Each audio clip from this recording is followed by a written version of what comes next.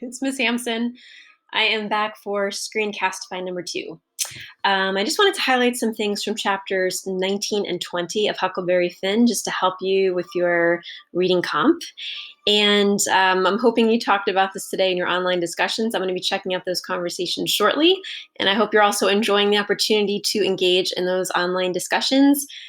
Still looking for an even better platform to use for them. But anyway, all right, so at the end of chapter 18, we know that when Huck sees Jim on that raft, he feels like he's home. That final paragraph at the end of chapter 18, he says, we said there were no home like a raft after all. Other places do seem so cramped up and smothery, but a raft don't. You feel mighty free and easy and comfortable on a raft. That's really important because Twain is going to be continuing this idea of the raft and the river being freedom and the land representing quote unquote Southern civility, but really it's violence and all sorts of things that Huck is opposed to. So into chapter 19, some of my most favorite passages are at the beginning of chapter 19. And if we were in school right now, we'd be doing something totally different, but I'll try to adapt this for the Screencastify. So in chapter 19, Huck starts off saying, 2 or 3 days and nights went by. I reckon I might say they swum by. They slid along so quiet and smooth and lovely. Here is the way we put in the time. It was a monstrous big river down there, sometimes 1.5 miles wide. We were nights and laid up and hid daytimes. Soon as night was most gone, we stopped navigating and tied up, nearly always in the dead water under a towhead, and then cut young cottonwoods and willows and hid the raft with them. Then we set out the lines. Next, we slid into the river and had a swim so as to freshen up and cool off. Then we sat down on the sandy bottom where the water was about knee deep and watched the daylight come. Not a sound anywhere, is perfectly still, just like the whole world was asleep. Only sometimes the bullfrogs a clattering, maybe. So this continues for a few paragraphs, but just you can see that when Huck is back with Jim, life is good on that raft. He feels relaxed and nature just puts him at peace. And if you are going further into chapter 19, that is XIX on the Gutenberg.org. I think it's the third, is it the third or fourth paragraph down? It's a few, oh, here it is. This paragraph, one of my favorites. This paragraph, Huck says, sometimes we'd have the whole river all to ourselves for the longest time. Yonder was the banks and the islands across the water, and maybe a spark, which was a candle in a cabin window. And sometimes on the water, you could see a spark or two. On a raft or a scow, and maybe you could hear a fiddle or a song coming over from one of them rafts. It's lovely to live on a raft. We had the sky up there, all speckled with stars. We used to lay on our backs and look up at them and discuss about whether they was made or only just happened. Jim, he allowed they was made, but I allowed they happened. I judged it would have took too long to make so many. Jim said the moon could have laid them. Well, that looked kind of reasonable, so I didn't say nothing against it because I've seen a frog lay most as many. So of course it could be done. We used to watch the stars that fell too and see them streak down. Jim allowed they'd got spoiled and was shoved out of the nest. And one of the many reasons why that paragraph is so important, Huck and Jim are, of course, appreciating nature together, but they are talking. They're having a conversation. We have a runaway white boy and a runaway slave talking about just larger life questions about nature, the stars, the universe. And that's so important. That adds to Jim's humanity. And Huck is considering what he's saying, all sorts of important things as Twain continues to humanize Jim and really builds Jim as the hero of this novel, as you'll see as you continue to read. Anyway, so I just wanted to point that out to you because it's one of my absolute favorite parts of the book. All right, so further down, all of a sudden, we have an invasion. We have these two men claiming to be royalty. We got the king, the dauphin, as he says, and we have the duke, that's the younger guy. But it's pretty apparent by the end of these chapters, these guys are con men on the run from the law, and they've basically taken over the raft. At the end of chapter 19, oh boy, Huck says, oh, this is important. think it's in chapter 19.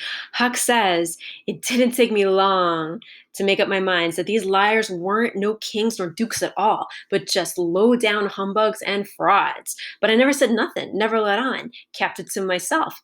It's the best way." And then further down, he says, "If I never learned nothing else out of Pap, I learned that the best way to get along with his kind of people is to let them have their own way." This is so important. So again, if we were in the class right now, this would be highlighted all over the board. Twain wants us to see the man who's claiming to be the king to be almost like a reincarnation of Pap. They are two different people, but you're going to notice the king is very much like Pap. He is dangerous to Huck in the same way that Pap was dangerous to Huck. So just keep that in mind as you're reading. To get to some comical moments, I don't know if you picked up on this. So the first guy claims to be a duke. He's not a duke. The other guy, the old guy, is like, "Oh yeah, well, I'm actually a king." But the old guy claiming to be the king insults the young guy, and it's really funny. So just to help you understand some of the humor. So the young guy claims to be the Duke of Bridgewater. And the old guy, when he's like, "Hey, I want to be royal too," so he's lying and saying he's a king, he calls the Duke, instead of the Duke of Bridgewater, he calls him the Duke of Bilgewater. I don't know if you Googled this. Bilgewater is the wastewater on a boat, the ship. So there could be oil in there. There could be human waste. I mean, that is really gross what he just said to him. And then he continues to say it. So it's kind of funny. I'm hoping you're appreciating the humor. He basically calls him like potty water. He's like, "Hey, potty water." So there's going to be this I don't know, contest of sorts, a power struggle between these two. So be on the lookout for that. And again, the old guy is claiming to be the king. The younger guy is claiming to be a duke. Something else that is important, into chapter 20, you can see already that Huck has to make a real effort to protect Jim, because the Duke and the King are already asking, "Oh, you see, you have a runaway slave with you. Who's this?" And they will look at Jim with dollar signs in their eyes. They know that Jim is worth money, so Huck is going to go out of his way. He's going to have to go out of his way to protect Jim, and so far he's doing just that. And I also hope you appreciated some of the humor at the end of the chapter, where the king who has I'm sorry, not the king, excuse me, the Duke who has theater experience feels that they should put on a show. I mean, what better way to make some money than put on the show and put on some Shakespeare? And the Duke's like, "Hey, King, you be Juliet." And that's hilarious because the king is supposed to be 70 years old, bald and with a beard and everything, and he's going to be playing Juliet, Capulet. We all know she's like 13, 14 years old and a girl. So that whole thing is supposed to be really hilarious, and they just look so stupid. So the other thing I wanted to point out in chapter 20 that's really important is, did you notice that the man who's going to resemble Pat, the king, guy claiming to be king, he is pulling a stunt similar to what Pap pulled in chapter 5. If you remember back in chapter 5, Pap pretends to be like a reformed drunk. He's not going to drink anymore. He's using the money and donations from the good people in St. Petersburg to help him reform. Well, the king does the same thing. He goes to a church camp meeting with all of these good-hearted Christians kind of gathered around. And these were pretty common back in Twain's time, just people kind of gathering in these outdoor church meetings. And the king is claiming to be a reformed pirate. And it's just, it's idiocy. It's a lunacy, the stuff that he's saying, but they buy it. They believe it. He's like, he said that he was a pirate out on the Indian Ocean, and but now he's reformed, and he's going to use the money that they give him to help reform the other pirates. And here's a pretty hilarious illustration from the book of what the king might have looked like trying to be a reformed pirate. But the thing I wanted to point out is, in addition to stealing money from these people, similarly to how Pap was able to steal money from good-hearted people, the king uses the money for the very same reason. He uses that money to get drunk. And that's going to be really important in the story, that the king is going to look at Huck and look at Jim and think of, how can we use these people to cash in and to get money? I'm looking for that particular quote, and of course, I can't find it now. Oh, wait, here it is. Found it.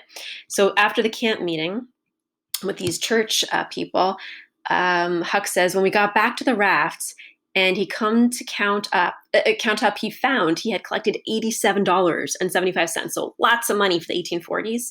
And then he had fetched away a 3-gallon jug of whiskey, too, that he found under a wagon when he was starting home through the woods. The king said, take it all around. It laid over any day he'd ever put up in the missionarying line. He said it weren't no use talking. Heathens don't amount to shucks alongside of pirates to work camp meeting with. So he's bragging here. The king is bragging about how easily he was able to trick these good-hearted camp meeting Christians into giving him this money that he's really just going to spend on alcohol. So that's important to consider too. So, all right, I can already tell that my Screencastify has gone too long. So I'm going to end this for now. And I will talk to you guys soon. Hope you're all doing well. And happy Monday evening to everybody. Bye.